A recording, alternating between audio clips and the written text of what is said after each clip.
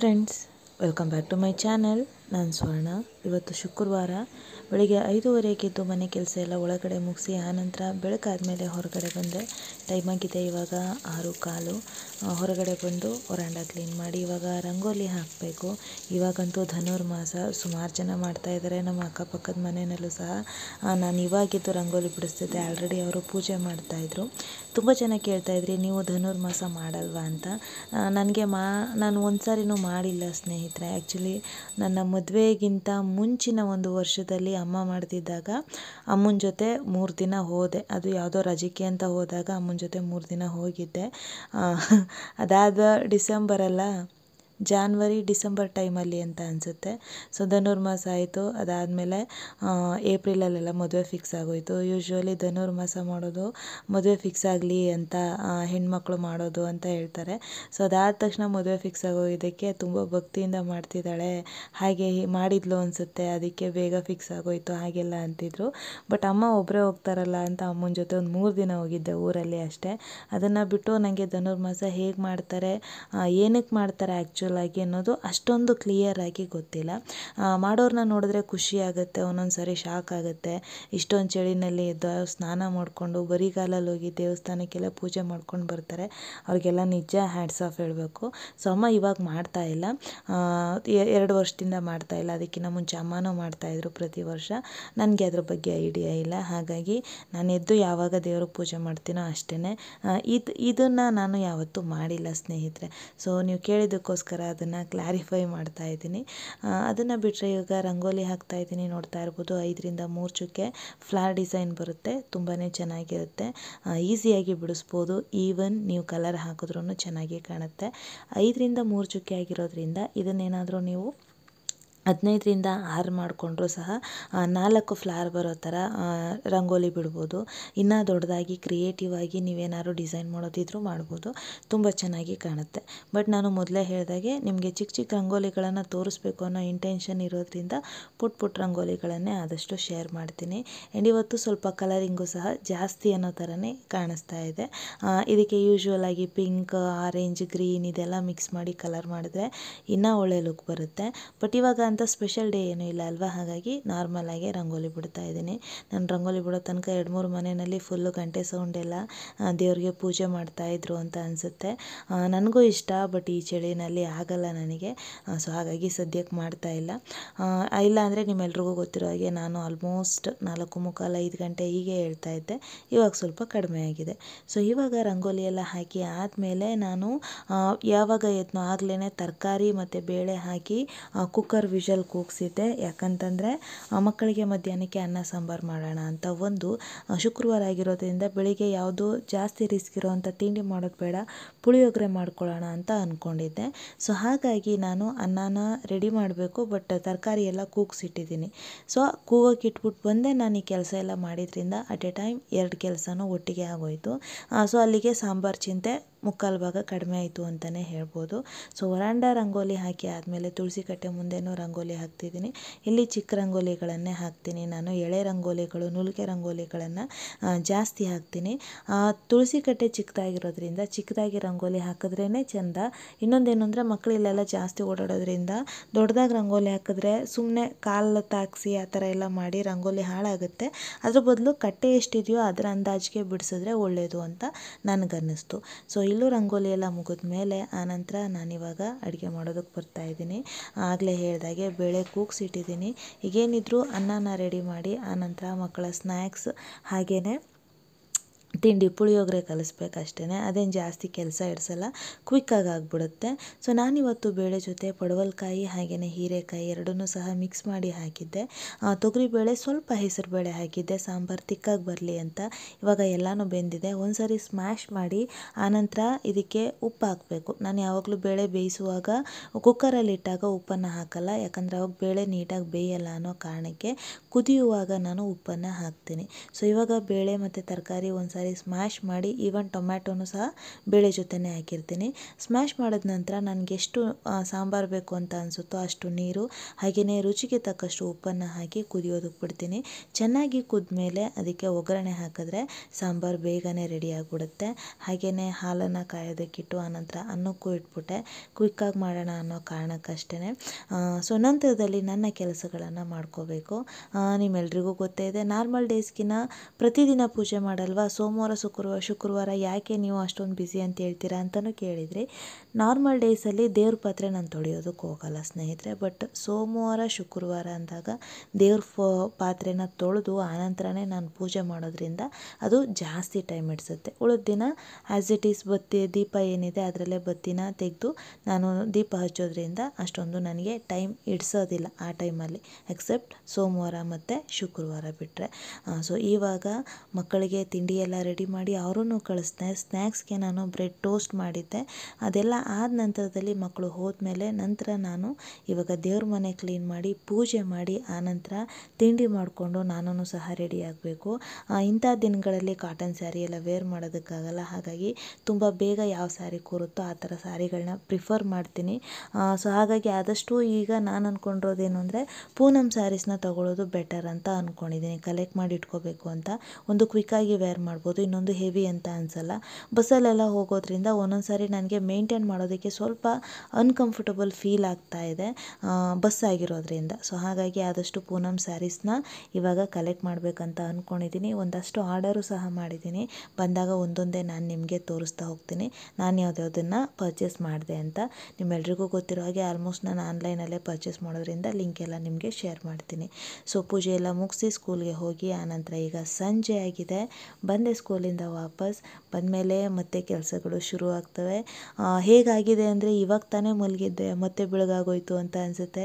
ಇವಾಗ ತಾನೇ ಸ್ಕೂಲ್ ಮುಗಿಸ್ಕೊಂಡು ಬಂದೆ ಪುನಃ ಸ್ಕೂಲ್ಗೆ ಹೋಗ್ಬೇಕಾ ಅಂತ ಅನಿಸುತ್ತೆ. ಆ ಥರ ಟೈಮ್ ಅಂತೂ ತುಂಬ ಫಾಸ್ಟಾಗಿ ಹೋಗ್ತಾ ಇದೆ.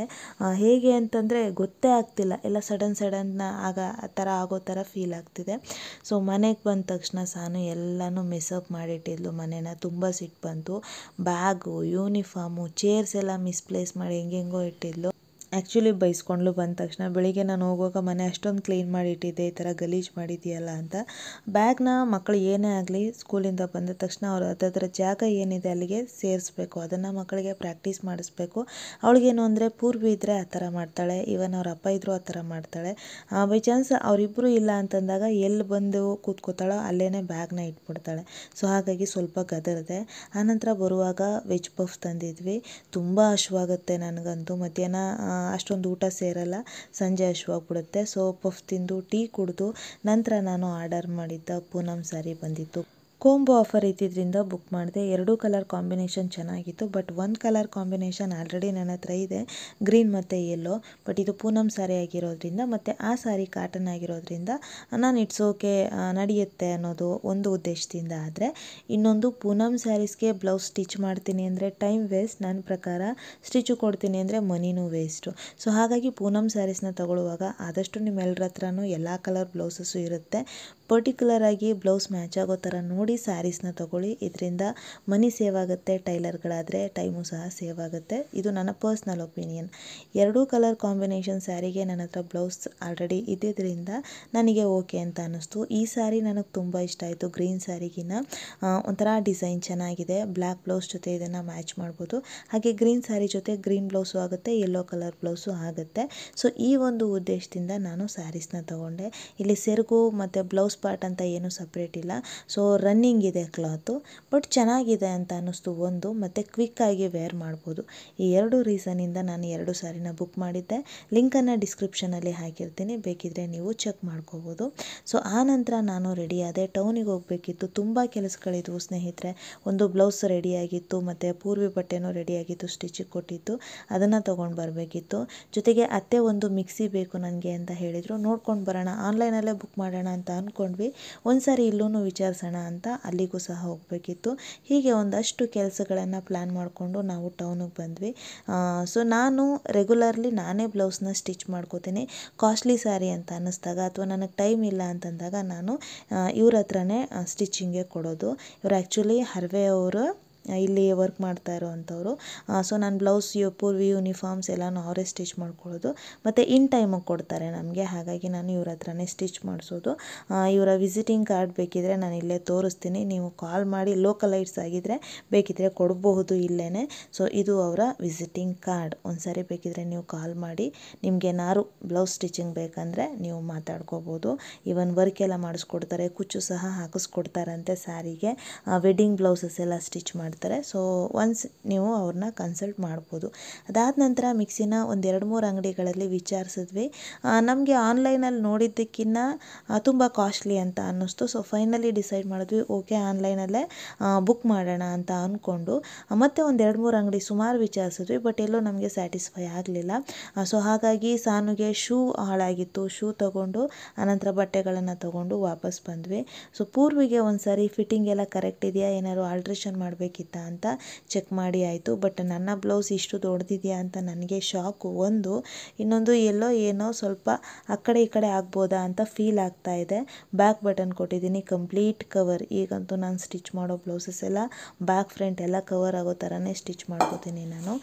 ಸೊ ನನ್ನ ಬ್ಲೌಸ್ ಸದ್ಯಕ್ಕಂತೂ ವೇರ್ ಮಾಡಿಲ್ಲ ನಾನು, ಹಾಗೆ ಇಟ್ಟಿದ್ದೀನಿ. ಬಟ್ ಚೆಕ್ ಮಾಡಿ ಫಿಟ್ಟಿಂಗ್ ಏನಾದ್ರು ಸರಿ ಇಲ್ಲ ಅಂದರೆ ಆಲ್ಟ್ರೇಷನ್ಗೆ ಕೊಡ್ತೀನಿ.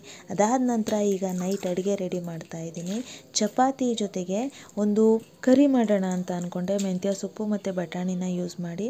ಸೊ ಮೊದಲಿಗೆ ನಾನು ಮೆಂತ್ಯ ಸೊಪ್ಪು ಹಾಗೆಯೇ ಬಟಾಣಿನ ಚೆನ್ನಾಗಿ ತೊಳೆದು, ಹಸಿ ಬಟಾಣಿ ಅದು, ಉಪ್ಪನ್ನು ಹಾಕಿ ಸಪ್ರೇಟಾಗಿ ಬೇಯಿಸ್ಕೊತಾ ಇದ್ದೀನಿ. ಇದು ಬೇಯೋ ತನಕನೇ ಮಸಾಲೆ ರೆಡಿ ಮಾಡ್ಕೋಬೇಕು. ಮಸಾಲೆಗೆ ನಾನಿಲ್ಲಿ 2 ಈರುಳ್ಳಿ, 3 ಮೆಣಸಿನಕಾಯಿ, ಹಾಗೆಯೇ ಗೋಡಂಬಿ ಒಂದು 10, ಶುಂಠಿ ಮತ್ತು ಬೆಳ್ಳುಳ್ಳಿನ ತಗೊಂಡಿದ್ದೀನಿ. ಸೊ ಮೆಣಸಿನ್ಕಾಯಿ ನೋಡ್ಕೊಂಡು ಹಾಕ್ಕೊಳ್ಳಿ, ಮೈಲ್ಡ್ ಆಗಿದ್ದರೆ ಖಾರ ಚೆನ್ನಾಗಿರುತ್ತೆ ಇದಕ್ಕೆ, ತುಂಬ ಸ್ಪೈಸ್ ಆದರೆ ತಿನ್ನೋದಕ್ಕಾಗಲ್ಲ. ಸೊ ಇದೊಂದು ತಲೆಯಲ್ಲಿರಲಿ. ನಾನು ಆ್ಯಕ್ಚುಲಿ 3 ಮೆಣಸಿನ್ಕಾಯಿ ಹಾಕಿದೆ, ಸ್ವಲ್ಪ ಖಾರ ಜಾಸ್ತಿ ಅಂತ ಅನ್ನಿಸ್ತು. ಬಟ್ ಮೆಣಸಿನ್ಕಾಯಿ ಒಂದು ಹಾಕಿದ್ದಿದ್ರೆ ಮೇ ಬಿ ಇನ್ನೂ ಟೇಸ್ಟ್ ಚೆನ್ನಾಗಿ ಬಂದಿರೋದು. ಸೊ ಇದನ್ನು ನುಣ್ಣಗೆ ರುಬ್ಕೊಂಡು ಆನಂತರ ನಾನು ಬಟಾಣಿ ಇದೆಲ್ಲ ಬೇಯೋ ತನಕ ಚಪಾತಿ ಹಿಟ್ಟನ್ನು ಸಹ ಕಲಸಿ ಚೆನ್ನಾಗಿ ನಾದಿಟ್ಕೊಂಡೆ. ಅಲ್ಲಿಗೆ ಆಲ್ಮೋಸ್ಟ್ ರೆಡಿ ಆಯಿತು. ಇನ್ನು ಜಸ್ಟ್ ಕರಿ ಒಂದು ರೆಡಿ ಮಾಡಿದರೆ ಅಲ್ಲಿಗೆ ಊಟ ಮಾಡಿಕೊಂಡು ನನ್ನ ಮುಂದಿನ ಕೆಲಸಗಳನ್ನು ಮುಗಿಸ್ಕೋಬೋದು ಅಂತ. ಚಪಾತಿ ಹಿಟ್ಟನ್ನು ನೀವು ಏನೇನೋ ಹಾಕಿ ಕಲಸಿದ್ರೆ ಸ್ಮೂತ್ ಆಗುತ್ತೆ ಅಂತ ಹೇಳ್ತಾರಲ್ವ, ಆ್ಯಕ್ಚುಲಾಗಿ ಎಣ್ಣೆ, ನೀರು, ಉಪ್ಪು ಅಷ್ಟೇ ಸಾಕು. ಬಟ್ ಚೆನ್ನಾಗಿ ನಾದಬೇಕು. ನೀವೆಷ್ಟು ನಾದುತ್ತೀರೋ ಚಪಾತಿ ಅಷ್ಟು ಸ್ಮೂತಾಗಿ, ಅಷ್ಟು ಉಬ್ಬಿ ಬರುತ್ತೆ. ಸೊ ಇದನ್ನು ತಲೆಯಲ್ಲಿ ಇಟ್ಕೊಳ್ಳಿ. ಇವಾಗ ಮೆಂತ್ಯ ಸೊಪ್ಪು ಮತ್ತು ಬಟಾಣಿ 2 ಬೆಂದಿದೆ, ಅದನ್ನು ನಾನು ಒಂದು ಕಡೆ ಬಸ್ತು ಇಟ್ಕೊಂಡಿದ್ದೀನಿ. ಆನಂತರದಲ್ಲಿ ಪ್ಯಾನ್ಗೆ ಸ್ವಲ್ಪ ಎಣ್ಣೆ ಹಾಗೆಯೇ ತುಪ್ಪನೂ ಹಾಕಿದ್ದೀನಿ. ನಂತರ ಪಲಾವ್ ಎಲೆ, ಚಕ್ಕೆ, ಲವಂಗ, ಮರಾಠಿ ಮೊಗ್ಗು, ಅನಾನಸ್ ಹೂವು ಇದಿಷ್ಟನ್ನು ಹಾಕ್ತಾಯಿದ್ದೀನಿ ಒಗ್ಗರಣೆಗೆ, ಒಂದೊಳ್ಳೆ ಅರೋಮಾ ಬರಲಿ ಅನ್ನೋ ಕಾರಣಕ್ಕೆ. ಇದಿಷ್ಟನ್ನು ಹಾಕಿ ಎಣ್ಣೆಯಲ್ಲಿ ಫ್ರೈ ಮಾಡಿದ್ಮೇಲೆ ರುಬ್ಬಿಟ್ಕೊಂಡಿರುವಂಥ ಮಸಾಲೆ, ಅದನ್ನು ಹಸಿ ವಾಸನೆ ಹೋಗೋ ತನಕ ನಾವು ಫ್ರೈ ಮಾಡ್ಕೋಬೇಕು. ಯಾಕಂದರೆ ಎಲ್ಲನೂ ರಾ ಇಂಗ್ರೀಡಿಯೆಂಟೇ ಹಾಕಿರೋದ್ರಿಂದ ಎಣ್ಣೆಯಲ್ಲಿ ಲೋ ಫ್ಲೇಮಲ್ಲಿ ಫ್ರೈ ಮಾಡಿಕೊಂಡ್ರೆ ಬೆಟರ್. ಆನಂತರ ನಮಗೆ ಗ್ರೇವಿ ಎಷ್ಟು ಬೇಕೋ ಅಷ್ಟು ನೀರನ್ನು ಮಿಕ್ಸ್ ಮಾಡಿಕೊಂಡು ಅದು ಕುದಿ ಬರೋ ತನಕ ನಾವು ವೆಯ್ಟ್ ಮಾಡಬೇಕು. ಸೊ ಕುದಿ ಬಂದಾದ ನಂತರದಲ್ಲಿ ನಾವು ಏನು ಸಪ್ರೇಟಾಗಿ ನೀರು ತೆಗೆದಿಟ್ಕೊಂಡಿದ್ದೀವೋ ಬಟಾಣಿ ಮತ್ತು ಮೆಂತ್ಯ ಸೊಪ್ಪು ಇದನ್ನು ಮಿಕ್ಸ್ ಮಾಡಬೇಕು. ಮಿಕ್ಸ್ ಮಾಡಿದ ನಂತರ ಮತ್ತೆ ಒಂದು 2 ನಿಮಿಷ ಅದನ್ನು ಕುದಿಯೋದಕ್ಕೆ ಬಿಟ್ಟು ನಂತರ ನಾನಿಲ್ಲಿ ಗರಂ ಮಸಾಲಾನ ಹಾಕ್ತಾಯಿದ್ದೀನಿ, ಹಾಗೆಯೇ ಫ್ರೆಶ್ ಕ್ರೀಮನ್ನು ಹಾಕ್ತಾಯಿದ್ದೀನಿ. ಆ್ಯಕ್ಚುಲಿ ಇದು ಮೇನ್ ಇಂಗ್ರೀಡಿಯೆಂಟ್ ಅಂತಲೇ ಹೇಳ್ಬೋದು, ಯಾಕಂದರೆ ಟೇಸ್ಟ್ನ ಇದು ಡಿಫರ್ ಮಾಡುತ್ತೆ. ನಾರ್ಮಲ್ ಕರಿಗಿನ್ನ ಫ್ರೆಶ್ ಕ್ರೀಮ್ ಹಾಕಿದಾಗ ಟೇಸ್ಟ್ ಇನ್ನೂ ಡಿಫ್ರೆಂಟ್ ಆಗುತ್ತೆ. ಸೊ ಹಾಗಾಗಿ ಇದನ್ನು ಸಹ ಮಿಸ್ ಮಾಡ್ದೇ ಹಾಕಿ. ನಂತರ ಏಲಕ್ಕಿ ಪುಡಿ ಹಾಕಬೇಕಿತ್ತು, ಬಟ್ ಏಲಕ್ಕಿ ಪುಡಿನ ನಾನು ಯೂಸ್ ಮಾಡಲ್ಲ, ಹಾಗಾಗಿ ಡೈರೆಕ್ಟ್ ಏಲಕ್ಕಿನೇ ನಾನು ಹಾಕ್ತಾಯಿದ್ದೀನಿ. ಕಲ್ಲಲ್ಲಿ ಕುಟ್ಟಿನೂ ಹಾಕಿದ್ರೂ ಓಕೆ. ಆನಂತರದಲ್ಲಿ 1 ಸ್ಪೂನಷ್ಟು ಸಕ್ಕರೆನ ಹಾಕ್ತಾಯಿದ್ದೀನಿ. ಇದಿಷ್ಟು ಹಾಕಿದ್ಮೇಲೆ ಆಲ್ರೆಡಿ ಬಟಾಣಿ ಮತ್ತು ಮೆಂತ್ಯ ಸೊಪ್ಪು ಬೇಯಿಸುವಾಗಲೇ ಉಪ್ಪನ್ನು ಹಾಕಿ ಬೇಯಿಸ್ಕೊಂಡಿದ್ದೆ, ಹಾಗಾಗಿ ರುಚಿನ ನೋಡಿ ಮತ್ತೇನಾದರೂ ಉಪ್ಪು ಬೇಕಿದ್ದರೆ ಸ್ವಲ್ಪ ಹಾಕೋಬೋದು. ನನಗೆ ಸ್ವಲ್ಪ ಸಪ್ಪೆ ಅಂತ ಅನ್ನಿಸ್ತು, ಹಾಗಾಗಿ ನಾನು ಉಪ್ಪನ್ನು ಆ್ಯಡ್ ಮಾಡ್ತಾಯಿದ್ದೀನಿ. ಅಲ್ಲಿಗೆ ಕರಿ ರೆಡಿಯಾಗಿದೆ. ಆನಂತರದಲ್ಲಿ ನಾನಿವಾಗ ಚಪಾತಿನೂ ಸಹ ರೆಡಿ ಮಾಡ್ಕೋಬೇಕು. ಇಷ್ಟೆಲ್ಲ ರೆಡಿ ಮಾಡ್ಕೊಳ್ಳೋ ತನಕ ಆಲ್ಮೋಸ್ಟ್ 8 o'clock 8:15 ಆಗಿತ್ತು. ಮಕ್ಕಳಿಗೆ ಟೆಸ್ಟ್ ಇದ್ದಿದ್ದರಿಂದ ಸ್ವಲ್ಪ ಹೋಮ್ವರ್ಕ್ ಎಲ್ಲ ಮಾಡಿಸಿ ಅವ್ರಿಗೆ ಪ್ರಾಕ್ಟೀಸ್ ಮಾಡಿಸಿ ಆನಂತರ ಊಟನೂ ಆಯಿತು.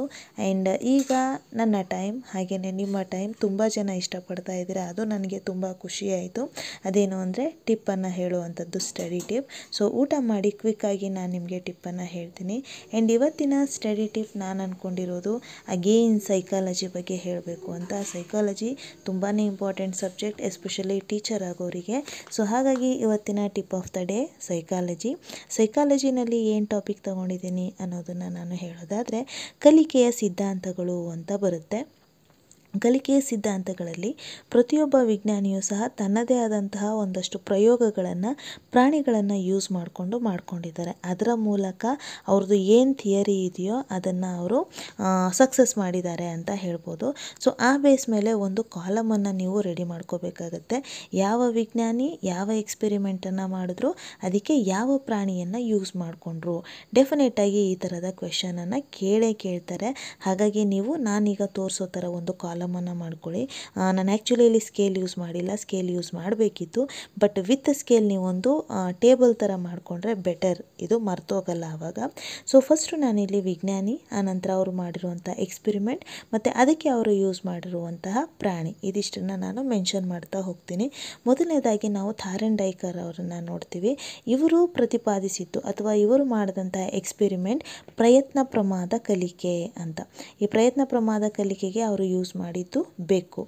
ಸೊ ಬೆಕ್ಕನ್ನು ಒಂದು ಬಾಕ್ಸಲ್ಲಿ ಕೂಡ ಹಾಕಿ ಹೊರಗಡೆ ಮೀನನ್ನು ಇಡ್ತಾರೆ. ಸ್ಮೆಲ್ಲಿಗೆ ಬೆಕ್ಕು ಆ ಬಾಗಿಲನ್ನು ತಗೊಂಡು ಬರೋದಕ್ಕೆ ಎಷ್ಟು ಟೈಮ್ ತಗೊಳುತ್ತೆ ಪ್ರತಿ ಸಾರಿ ಈ ಥರ ಮಾಡಿದಾಗ ಅನ್ನುವಂಥ ಒಂದು ಪ್ರಯೋಗ ಇದು. ಸೊ ತುಂಬ ಜಾಸ್ತಿ ಇದೆ, ನಾನು ಒನ್ ಸೆಂಟೆನ್ಸ್ 2 ಸೆಂಟೆನ್ಸಲ್ಲಿ ಅದನ್ನು ಎಕ್ಸ್ಪ್ಲೇನ್ ಮಾಡೋದಕ್ಕಾಗಲ್ಲ. ಬಟ್ ಈ ಒಂದು ಪ್ರಯತ್ನ ಪ್ರಮಾದ ಕಲಿಕೆಗೆ ಅವ್ರು ಯೂಸ್ ಮಾಡಿದ್ದು ಬೆಕ್ಕನ್ನು. ಸೊ ಈ ಪ್ರಾಣಿನ ಯೂಸ್ ಮಾಡಿಕೊಂಡು ಪ್ರಯೋಗ ಮಾಡಿ ಅದರಲ್ಲಿ ಯಶಸ್ವಿ ಆಗ್ತಾರೆ. ನಂತರ ಎರಡನೇದು ಬಂದು ಪಾವ್ಲೋವ್ ಅಂತಕ್ಕಂಥವ್ರು. ಸೊ ಈ ವಿಜ್ಞಾನಿ ಜಾರಿಗೆ ತಂದಿದ್ದು ಅಥವಾ ಪ್ರಯೋಗ ಮಾಡಿದಂಥದ್ದು ಅಭಿಜಾತ ಅನುಬಂಧನ ಕಲಿಕೆ ಅಂತ. ಇದಕ್ಕೆ ಇವರು ನಾಯಿಯನ್ನು ಯೂಸ್ ಮಾಡ್ತಾರೆ. ನಾಯಿಯನ್ನು ಒಂದು ಬೆಲ್ಟ್ ಹಾಕಿ ಒಂದು ಕಡೆ ಕಟ್ಟಾಕಿರ್ತಾರೆ, ಅದಕ್ಕೆ ಬೇರೆ ಏನೂ ಕಾಣೋದಿಲ್ಲ. ಪ್ರತಿ ಸಾರಿ ಬೆಲ್ ಹೊಡೆದಾಗ ನಾಯಿಗೆ ಊಟ ಹೋಗ್ತಾ ಇರುತ್ತೆ. ಈ ಥರದ ಅಭ್ಯಾಸವನ್ನು ಮಾಡಿ ಒಂದು ಸಾರಿ ಬೆಲ್ ಹೊಡೆದು ನಾಯಿಗೆ ಊಟ ಕೊಡದೇ ಇದ್ದಾಗ್ಲೂ ಅದರ ಬಾಯಲ್ಲಿ ನೀರು ಸುರಿಯೋದಕ್ಕೆ ಸ್ಟಾರ್ಟ್ ಆಗುತ್ತೆ. ಸೊ ಇದನ್ನು ಅವರು ಅಭಿಜಾತ ಅನುಬಂಧನ ಕಲಿಕೆ, ಸೌಂಡ್ಗೂ ಅದರ ಒಂದು ಆ್ಯಕ್ಷನ್ಗೂ ಲಿಂಕ್ ಇದೆ ಅನ್ನೋ ಥರ. ಸೊ ಅದನ್ನು ನಾವು ಅಭಿಜಾತ ಅನುಬಂಧನ ಕಲಿಕೆ ಅಂತ ಕರಿತೀವಿ. ಇದನ್ನು ಪ್ರಯೋಗ ಮಾಡಿದ್ದು ಪಾವ್ಲೋವ್ರವರು. ಸೊ ನಾನಿಲ್ಲಿ ಪಾವ್ಲೋವ್ ಅವರ ಪ್ರಯೋಗ ಅಭಿಜಾತ ಅನುಬಂಧನ ಕಲಿಕೆ, ಯೂಸ್ ಮಾಡಿದ್ದು ನಾಯಿ. ಸೊ ಈ ಥರ ಬರ್ಕೊಂಡಿದ್ದೀನಿ. ನೆಕ್ಸ್ಟ್ ಬರೋದು ಸ್ಕಿನ್ನರ್ ಅವ್ರದ್ದು ಕ್ರಿಯಾಜನ್ಯ ಅನುಬಂಧನ ಕಲಿಕೆ ಅಂತ. ಇದಕ್ಕೆ ಅವರು ಯೂಸ್ ಮಾಡಿದಂಥದ್ದು ಪಾರಿವಾಳ, ಒಂದು ಪಕ್ಷಿಯನ್ನು ಯೂಸ್ ಮಾಡ್ತಾರೆ. ಸೊ ಇದರಲ್ಲಿ ಪಾರಿವಾಳನ ಒಂದು ಪಂಜರದಲ್ಲಿ ಕೂಡ ಹಾಕಿರ್ತಾರೆ. ಅದಕ್ಕೆ ಊಟ ಬೇಕು ಅಂದಾಗ ಅದು ಒಂದು ಬಿಲ್ಲೆಯನ್ನು ಟಚ್ ಮಾಡಬೇಕಾಗಿರುತ್ತೆ. ಸೊ ಒಂದೆರಡು ಸಾರಿ ಆಕ್ಸಿಡೆಂಟ್ಲಿ ಅದು ಬಿಲ್ಲೆಯನ್ನು ಟಚ್ ಮಾಡಿದಾಗ ಫುಡ್ ಬರುತ್ತೆ. ನಂತರದಲ್ಲಿ ಪಾರಿವಾಳಕ್ಕೆ ಅಭ್ಯಾಸ ಆಗಿ ಪ್ರತಿ ಸಾರಿ ಫುಡ್ ಬೇಕು ಅಂದಾಗ ಆ ಒಂದು ಬಿಲ್ಲೆ ಏನಿದೆ ಅದನ್ನು ಟಚ್ ಮಾಡಿದ ತಕ್ಷಣ ಫುಡ್ ಬರುತ್ತೆ ಅದಕ್ಕೆ. ಸೊ ಇದನ್ನ ನಾವು ಕ್ರಿಯಾಜನ್ಯ ಅನುಬಂಧನ ಕಲಿಕೆ ಅಂತ ಕರಿತೀವಿ. ಸೊ ಇದನ್ನು ಸ್ಕಿನ್ನರ್ ಅವರು ಪಾರಿವಾಳದ ಮೇಲೆ ಎಕ್ಸ್ಪೆರಿಮೆಂಟ್ ಮಾಡಿದ್ರು ಅಂತ. ಅದಾದ ನಂತರದಲ್ಲಿ ನೆಕ್ಸ್ಟ್ ಬರೋದು ನನಗೆ ತುಂಬ ಫೇವ್ರೇಟ್, ಇದು ಕೋಹ್ಲರ್ ಅವರ ಒಳನೋಟ ಕಲಿಕೆ ಅಂತ. ಇದನ್ನು ಅವರು ಚಿಂಪಾಂಜಿಯ ಮೇಲೆ ಪ್ರಯೋಗ ಮಾಡ್ತಾರೆ. ಚಿಂಪಾಂಜಿನ ರೂಮಲ್ಲಿ ಕೂಡ ಹಾಕಿ ಎತ್ತರದಲ್ಲಿ ಬಾಳೆಗೊನೆಯನ್ನು ಕಟ್ಟಿರ್ತಾರೆ. ಒಂದಷ್ಟು ಬಾಕ್ಸ್ಗಳನ್ನ ಅಲ್ಲಿ ಇಟ್ಟಿರ್ತಾರೆ. ಚಿಂಪಾಂಜಿಗೆ ಹಸುವಾದಾಗ ಅದಕ್ಕೆ ಹೇಗೆ ಬಾಳೆಹಣ್ಣನ್ನು ತಗೋಬೇಕು ಅಂತ ಗೊತ್ತಾಗಲ್ಲ. ಪ್ರತಿ ಸಾರಿ ಒಂದೊಂದು ಬಾಕ್ಸನ್ನು ಇಡ್ತಾ ಹೋಗುತ್ತೆ. ಪ್ರತಿದಿನ ಗೊತ್ತಾಗುತ್ತೆ ಅದಕ್ಕೆ. ಸೊ ಒಂದೊಂದು ಬಾಕ್ಸ್ ಇಟ್ಟರೆ ನನ್ನ ಮೇಲೋಗಿ ಬನಾನನ ತಗೋಬೋದು ಅಂತ. ಫೈನಲಿ ಅದು ಸಕ್ಸಸ್ ಆಗಿ ಬನಾನನ ತಗೊಂಡು ತಿನ್ನುತ್ತೆ, ತನ್ನ ಹಸುವನ್ನು ನೀಗಿಸ್ಕೊಳ್ಳುತ್ತೆ. ಸೊ ಇದನ್ನು ನಾವು ಅಂದರೆ ಒಳನೋಟ ಕಲಿಕೆ, ತನಗೆ ತಾನೇ ಸಮಸ್ಯೆಗೆ ಪರಿಹಾರನ ಹುಡುಕೊಳ್ಳೋದು ಅಂತ. ಸೊ ಈ ಥರ ಈ 4 ಜನ ವಿಜ್ಞಾನಿಗಳು ಈ 4 ಪ್ರಯೋಗಗಳನ್ನು ಈ 4 ಪ್ರಾಣಿಗಳ ಮೇಲೆ ಮಾಡಿದ್ರು. ಇದನ್ನು ನಾನು ನೋಡಿ, ಥಾರೆನ್ಡೈಕ್ಗೆ ಟಿ, ಪ್ರಯತ್ನ ಪ್ರಮಾದ ಕಲಿಕೆಗೆ PP ಮತ್ತು ಬೆಕ್ಕಿನ ಮೇಲೆ ಮಾಡಿದ್ರಿಂದ C. ಸೊ ಇದರ ಕೋಡ್ವ TPPC ಅಂದರೆ ಥಾರೆನ್ಡೈಕ್ ಪ್ರಯತ್ನ ಪ್ರಮಾದ ಕಲಿಕೆ ಕ್ಯಾಟ್ ಮೇಲೆ, ಬೆಕ್ ಮೇಲೆ ಮಾಡಿದ್ರು ಅಂತ. ಅದನ್ನು ನಾನು ಈ ಥರ ಕಾಲಮಲ್ಲಿ ಬರ್ಕೊಂಡಿದ್ದೀನಿ. ಆ್ಯಕ್ಚುಲಿ ಎಲ್ಲದಕ್ಕೂ ನಾವು ಕೋಡ್ ವರ್ಡನ್ನೇ ತೊಗೊಂಡು ಓದೋಕ್ಕಾಗತ್ತೆ ಅಂದರೆ ಡೆಫಿನೆಟ್ಲಿ ನಾಟ್. ಬಟ್ ಕೆಲವ್ರಿಗೆ ಈಸಿ ಆಗಲಿ ಅನ್ನೋ ಕಾರಣಕ್ಕೆ ನಾನು ಈ ಥರ ಲೆಟರ್ಸ್ನ ಯೂಸ್ ಮಾಡಿಕೊಂಡು, ಇಂಗ್ಲೀಷ್ ಲೆಟರ್ಸ್ನ ನಿಮಗೆ ಈಸಿ ಆಗಲಿ ಅಂತ ತೋರಿಸ್ತಾ ಇದ್ದೀನಿ. ಸೊ ಸ್ನೇಹಿತರೆ, ಇದಾಗಿತ್ತು ನನ್ನ ಇವತ್ತಿನ ವಿಡಿಯೋ. ಹೋಪ್ ಈ ವಿಡಿಯೋ ನಿಮ್ಮೆಲ್ರಿಗೂ ಇಷ್ಟ ಆಗಿದೆ ಅಂತ ಅನ್ಕೋತೀನಿ. ಇಷ್ಟ ಆಗಿದ್ದರೆ ಪ್ಲೀಸ್ ಲೈಕ್ ಮಾಡಿ, ಶೇರ್ ಮಾಡಿ, ಹಾಗೆ ನನ್ನ ಚಾನಲ್ನ ಸಬ್ಸ್ಕ್ರೈಬ್ ಮಾಡಿ. ಸಿಗೋಣ ಮುಂದಿನ ವಿಡಿಯೋದಲ್ಲಿ. ಅಲ್ಲಿವರೆಗೂ ನಮಸ್ಕಾರ.